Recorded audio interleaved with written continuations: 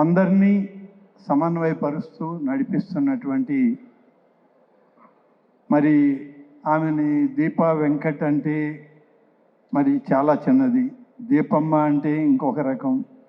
మా బిడ్డ దీప అని పిలవడమే నాకు ఎక్కువ ఆనందంగా ఉంటుంది. ఎందుకంటే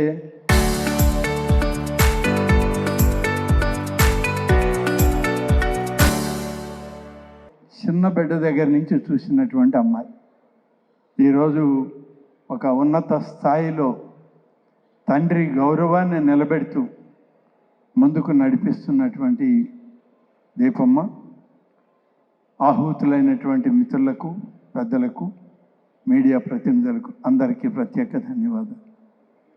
దీపమ్మ మమ్మల్ని అడిగింది శుభాకాంక్షలు చెప్పమని. మేము వెంకయ్యనాయుడు గారితో కలిసిన మా జీవిత చరిత్రలు చెప్పుకున్నాం అందరం.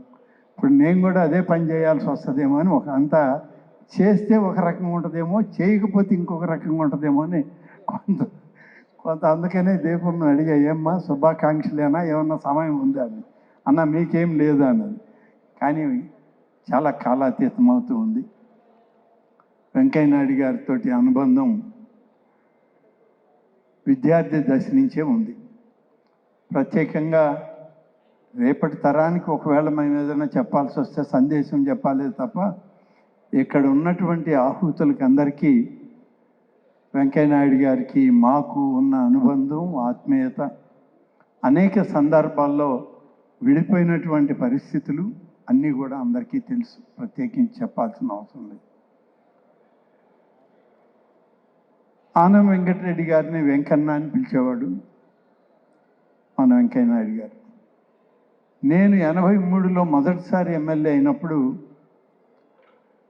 శాసనసభలో ఏ విధంగా మాట్లాడాలి అనే దానికి తెలుసుకోవడానికి ఆయన క్వార్టర్కి వెళ్ళాను. ఆయన ఫ్యామిలీ క్వార్టర్లో ఉంటే నేను సింగిల్ రూమ్లో ఉండేవాడిని. అనేక సందర్భాల్లో ఆ రోజు శాసనసభలో చర్చలు ఇవాళ ఉన్నట్టు లేవు. ప్రజాస్వామ్యబద్ధంగా రాజ్యాంగానికి కట్టుబడి జరిగేటువంటి ఆ చర్చలు ఇవాళ ఒక్కసారి మళ్ళీ ఆ స్పీచెస్ అన్నీ లైబ్రరీలో కూర్చొని చదువుతుంటే గుర్తుకు వస్తూ ఉంటాయి. ఆనాడు వెంకయ్యనాయుడు గారు, జైపాల్ రెడ్డి గారు, ఓంకార్ గారు, అనేక మంది పెద్దలు, అట్లాగే ప్రతిపక్షంలో బాగారెడ్డి గారు, సమరసింహారెడ్డి గారు, ఇలాంటి అనేక మంది విద్యావంతులు, మేధస్ రాజకీయ విఘ్నులు ఆ రోజు చేసేటువంటి ప్రసంగాలు దాదాపుగా నేను వాటిని 83 నుంచి 99 వరకు చూశాను. 99, 2004లో కొంత వెనకబడ్డది. ఇప్పుడైతే అసలేమీ లేదు. ఉందని చెప్పుకుంటే మమ్మల్ని మేము మోసం చేసుకోవడమే. వెంకయ్యనాయుడు గారి దగ్గర మేము ఏదో అభూత కల్పన సృష్టించి శాసనసభ చాలా బాగుందని చెప్పే ప్రయత్నం చేస్తే ఆయనకు మాకన్నా బాగా ఎక్కువ తెలుసు దీని గురించి. కాబట్టి అది కూడా చెప్పలేము. ఇవాళ చర్చలు లేవు, సమీక్షలు లేవు, ఎవరి గురించి మాట్లాడుకునే పరిస్థితి లేదు. ప్రతిపక్షం లేనటువంటి సభల్లో ఉన్నాం ఇవాళ. ప్రతిపక్షం లేకుంటే ప్రజాస్వామ్యం రాదు, మనుగడ సాగించలేదు. ఇటువంటివి అనేక విషయాలు ఉన్నాయి. కానీ ఇది సమయం కాదు. వెంకయ్యనాయుడు గారితో విద్యార్థి రాజకీయాల్లో, ప్రత్యక్ష రాజకీయాల్లో అనేక సందర్భాల్లో కలిసి తిరిగాం. విడిపోయిన సందర్భాలు ఉన్నాయి. విడిపోయిన స్నేహం, అనుబంధం, రాజకీయ ఆలోచన ఎప్పుడు కూడా విభేదించలేదు, కలిసే తిరిగేవాళ్ళు. స్వర్గీయ ఎన్టీఆర్ గారి సందర్భంలో కానీ, ఆ తర్వాత వచ్చినటువంటి రాజకీయ మార్పుల్లో, ఈ రాష్ట్రం విడిపోయినటువంటి సందర్భాల్లో కూడా అనేక సార్లు చర్చల్లో పాల్గొని, మాట్లాడుకొని, విశ్లేషించుకొని, సలహాలు, సూచనలు తీసుకుంటూ రాజకీయాల్లో ఈరోజు 4.5 దశాబ్దాల రాజకీయ జీవితం. వారిది 5.5 దశాబ్దాలు అయితే నాది 4.5 దశాబ్దాల రాజకీయం నడుస్తూనే ఉంది, వస్తూనే ఉన్నాం. రాజకీయాల్లో స్వతహాగా స్వయం కృషితో ఎదిగినటువంటి వ్యక్తిత్వం ఉన్నటువంటి వ్యక్తి ఇవాళ వెంకయ్య నాయుడు గారు. ఇప్పుడు నాయుడు గారు కాదు నాయకుడు అంటున్నారు. ఈయన నాయకుడిగా ఎప్పుడో ఎదిగాడు, ఇవాళ మనం చెప్పుకోవడం కాదు. ఎప్పుడో ఆయన ఆంధ్రప్రదేశ్లో భారతీయ జనతా పార్టీకి ముందు జనసంఘ పార్టీలో విద్యార్థి నాయకుడిగా రాష్ట్రానికి నాయకత్వం వహించినటువంటి వ్యక్తి. ఇవాళ మనం అవునన్నా కాదన్నా నాయకుడే. ఆ నాయకత్వం ఎప్పుడు ఎక్కడికి పోదు, అది చిరస్థాయిగా ఉండేటువంటి కార్యక్రమం. రేపటి తరానికి బహుశా చాలామంది అనుకుంటుంటారు, పుస్తకాలు రాశారు, ఆయన పుస్తకాల గురించి చెప్పారు, ఆయనేమో నేను రాజకీయాల్లో నుంచి ఇవాళ రాజ్యాంగ పదవిలో పోయాక నేను మీ సంగతి చూడను అని అన్నా, ఆయన మాకు రాజకీయ బోధకుడే, మేము ఆయన దగ్గర శిక్షకులమే. ఆయన నేర్చుకోవాల్సిందే. అది ఆయన రాజకీయ జీవితం చూసి నేర్చుకుందామా, ఆయన రాజకీయ వ్యవహార శైలి గురించి నేర్చుకోవాలంటే నేనైతే 4.5 దశాబ్దాల్లో చాలా చూశాను. కానీ ఈ తరం రాజకీయాల్లోకి వచ్చేవాళ్ళు తెలుసుకోవాల్సింది, నేర్చుకోవాల్సింది ఉంది. కానీ ఎవరికి వాళ్ళు అనుకుంటున్నాం మేము చాలా విఘ్నులు, మాకు చాలా రాజకీయ పరిజ్ఞానం వచ్చిందని. ఎవరికి ఆ పరిజ్ఞానాలు లేవు. ఆనాటి రాజకీయ నాయకులు ఇంకా ఎవరైనా మిగిలి ఉన్నారంటే వాళ్ళల్లో వెంకయ్య నాయుడు గారు అరుదైనటువంటి నాయకుల్లో ఒకరు.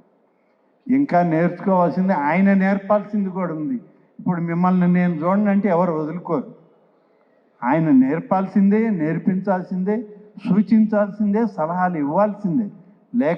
లేకపోతే రేపటి తరం ఒక సమకాలీన రాజకీయాల్లో మనగలిగేటువంటి పరిస్థితి ఇవాళ లేదు. చాలా మార్పులు వచ్చాయి సమాజంలో. ఇంకా విలువలు ఉన్నటువంటి రాజకీయాలు కావాలి అని అంటే ఇప్పుడు ఉన్నటువంటి నాయకుల్లో అతి తక్కువ మందిలో ఉన్నటువంటి వ్యక్తి మన వెంకయ్య నాయుడు. కాబట్టి నాకు మాట్లాడేటప్పుడు వెంకయ్య నాయుడు అనాలన్నా కూడా నాకు కొంచెం ఇబ్బందిగానే ఉంది. ఆయన ఎప్పుడు వెంకన్న అని పిలిచినోడిని. నేను మీ నాయన్ని వెంకన్న అని పిలుస్తుంటే నువ్వు నన్ను వెంకన్న అంటావా అని, అందుకని వెంకయ్య తీసేసి అన్న అని పిలిచే అలవాటు చేసుకున్నాను నేను. కాబట్టి వెంకయ్య నాయుడు లాంటి రాజకీయ నాయకులు చాలా అరుదైనటువంటి వ్యక్తులు.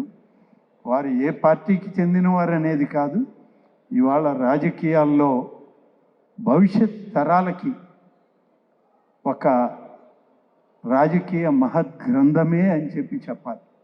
అటువంటి ఆలోచన సరళి మనం నేర్చుకోవాల్సింది.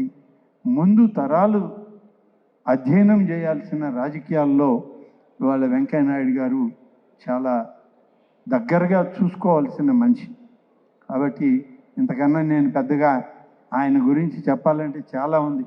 ఇప్పుడు మా శర్మ గారు రాసిన పుస్తకాలు లాంటివి ఒక 10-15 రాస్తే ఆ 15 నేను ఇక్కడ చదవాలంటే అయ్యేది కాదు.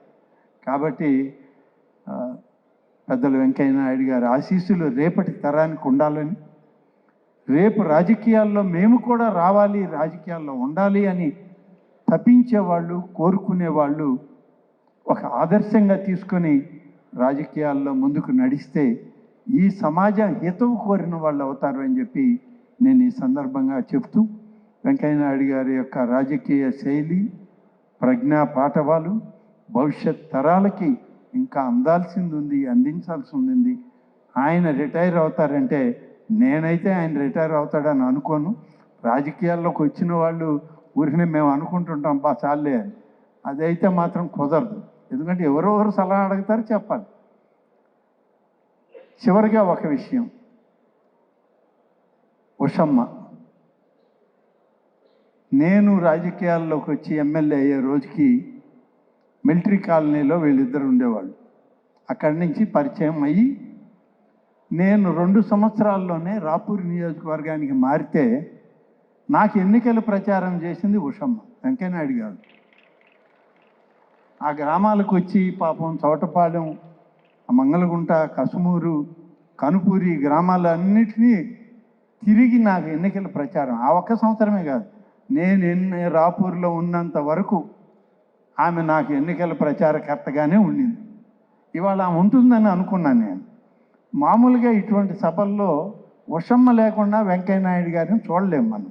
కానీ ఎందుకో మా దీపం కొంచెం పక్కన పెట్టినట్టుంది వాళ్ళ అమ్మని.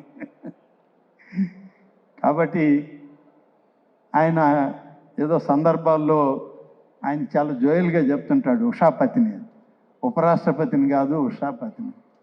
ఉపరాష్ట్రపతి అయినా కాకపోయినా ఆయన ఉషాపతి మాత్రం ఖాయం. అందుకని ఆమె లేదు, ఈరోజు ఉండుంటే అందరం సంతోషించేవాళ్ళం.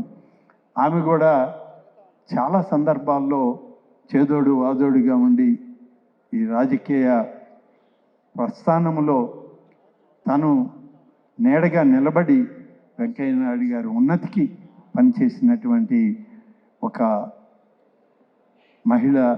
ఆ మహిళగా ఆమెకి రాజకీయ పిచ్చి లేదు, రాజకీయాల కోరికలు లేవు.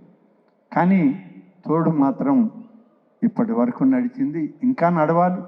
భవిష్యత్ తరాలకి వారిద్దరూ కూడా వారి దీవెనలు ఇవ్వాలని చెప్పి కోరుకుంటూ, దీపమ్మ ఇప్పుడిప్పుడే నాకు రాజకీయాలు వద్దనే అంటది, కానీ రాజకీయ సభలకు మాత్రం నాయకత్వం వహిస్తూ ఉంటుంది. ఆమె వద్దన్న తప్పించుకునే పరిస్థితి అయితే భవిష్యత్తులో లేదు. ఎందుకంటే ఇవాళ భారత రాజ్యాంగమే సరళించబడి 33% మహిళా రిజర్వేషన్ వచ్చాక ఆమె నేనున్నాను అని అంటే కుదిరేది కాదు. కాబట్టి నీ ప్రస్థానం నువ్వే రాసుకున్నావు తల్లి, నీకు భారత రాజ్యాంగమే నీకు ఆ స్థాయి కల్పిస్తూ ఉంది. కాబట్టి మీలాంటి వాళ్ళందరూ కూడా ఇవాళ ఈ మహిళా రిజర్వేషన్ వచ్చినా రాకపోయినా నువ్వు ఎప్పుడూ మాకు ఆత్మీయురాలివే.